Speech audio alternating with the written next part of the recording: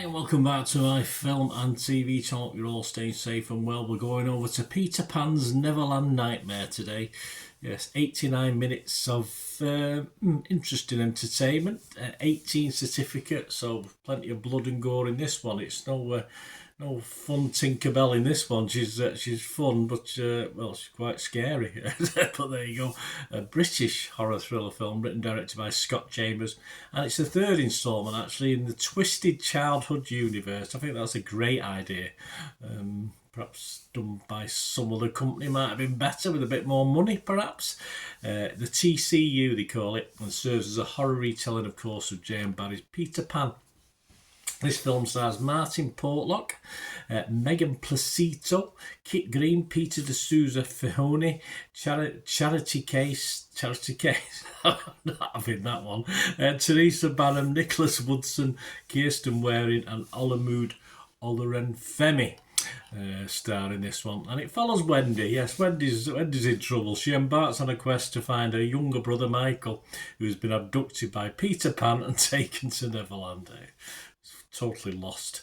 This was first announced in November 22 as a Peter Pan based horror, and it's revealed to be set in the TCU shared continuity. The cast was announced between January and June 2024, and of course even one of the actors reprised a role. Bannon reprising a role from Winnie the Pooh Blood and Honey 2. Yes, we'll have a quick chat about that. This was released in the USA on the 13th of January and the United Kingdom on the 24th of February. So it's been February, March, April, over 2 months before I've grabbed hold of a copy of it. Probably because I watched Winnie the Pooh Blood and Honey and the first one. There's been 2 of them. I didn't quite get into it, so I've not rushed out to watch this one, but I did stumble across it. I have been looking out for it and I have stumbled across it. I thought, well, perhaps it's a little bit better, and it probably is actually, than the first 2 Winnie the Poohs. So I'm doing this review on the 24th of April 2025. I think fans of this type of straight-to-video horror, we used to call them in the old days, and fans of things like the Terrifier series, if you like, may get a kick out of this. And if you're a fan of the first 2 Winnie the Pooh movies, then there's not that many looking at the scores, but there are fans, and you may be happy with this one as a third in it. The bloody violence, which is what it is always pretty graphic, fairly well done.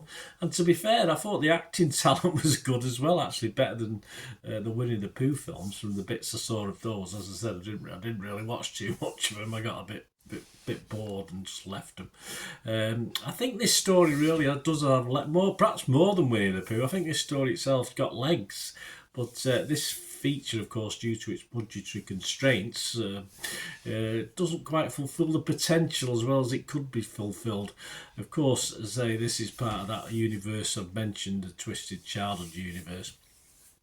As I say, looking at the scores of those first 2, Blood and Honey, Winnie the Pooh Blood and Honey got a 2.9 on Internet Movie Database, so wasn't overly well received. Part 2 got a 4.7, so it's improving, and you'll find that this is actually improved again on Internet Movie Database when I'll tell you the scores in a minute. Dennis Harvey from Variety website, he said you might hesitate to call a film this fixated on child terror, adult perversity and sadistic violence good, but there's no question director Scott Jeffrey casts a skillfully disturbed spell over a tale that emerges a cross between it and the original Texas Chainsaw Massacre. Well, that's what I wanted it to be. But I think he's pushing the boundaries a little bit to compare it to that. It did have as I said, it did have the potential. And I say certainly early doors I thought, this might be good, but it sort of run out of steam very quickly. It didn't quite carry off this mashup of it and Texas Chainsaw Massacre. Grant Herman from Screen Rant scored it just a 50. He said, the unfortunate thing about Peter Pan's Neverland Nightmare is that it fluctuates far too much between a sincere thriller and a tongue-in-cheek take on the character that it's just never as fun as it could be. And again, missed its potential, a missed opportunity again.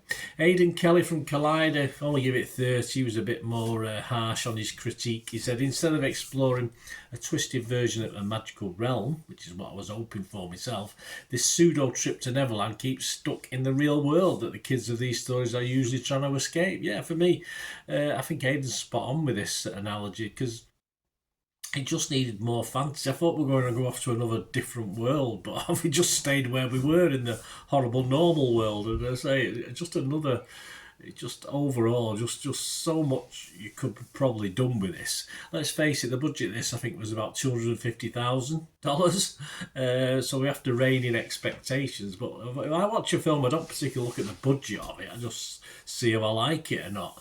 There's definitely a possible grotesque slant on Peter Pan that would work when Wendy.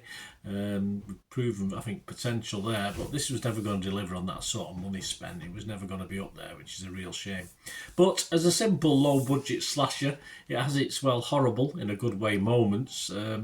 So some people do like it. And as I said, it's actually improved on its score from the first two. So it's getting there. By the time the next one comes out, it might be getting a watchable score. Who knows? But Rotten Tomatoes, 10 were fresh. 10 of the critics, only 22 critics, 12 were rotten, so not bad. Bit of 50-50 split. Got 45%, 5.1 out of 10. Metacritic again split down the middle, a 50% rating. That's from 4 critics, so 2 were okay on it, 2 not so much. Rotten Tomatoes audience liked it, 3.9 out of 5. So I said there's definitely a market for this. There's definitely an interest in this. Not really for me, in theory. I don't mind a good low budget horror sometimes, but this didn't quite live up to even that level for me.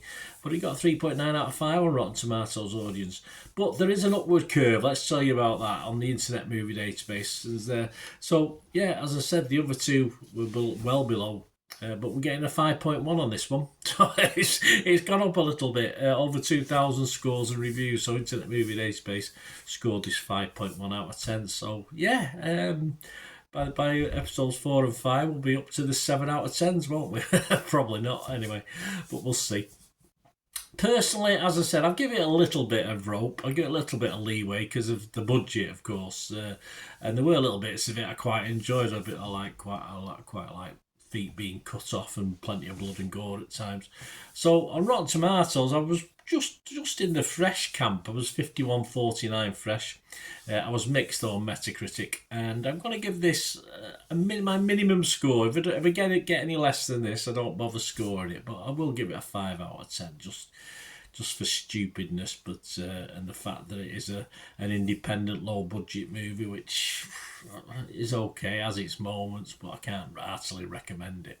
Let me know what you think anyway, guys, of this one. As I say, we'll get there eventually. We'll get to 6 out of 10 for one of these TCUs in the near future. Let me know your thoughts. Let me know your comments.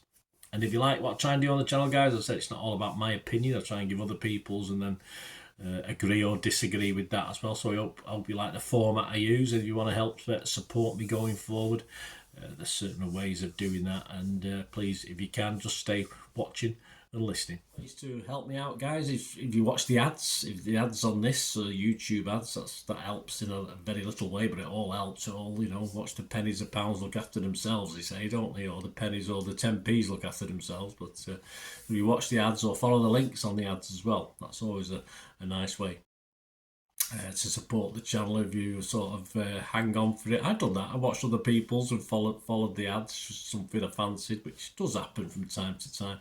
Of course, you can support me by pushing that subscribe button as mentioned earlier, and that of course pressing the button so you know when these vlogs are coming out. And of course I'm always interested in your opinions, and of course if you can give us a like, that'd be wonderful as well. So thanks for watching, guys.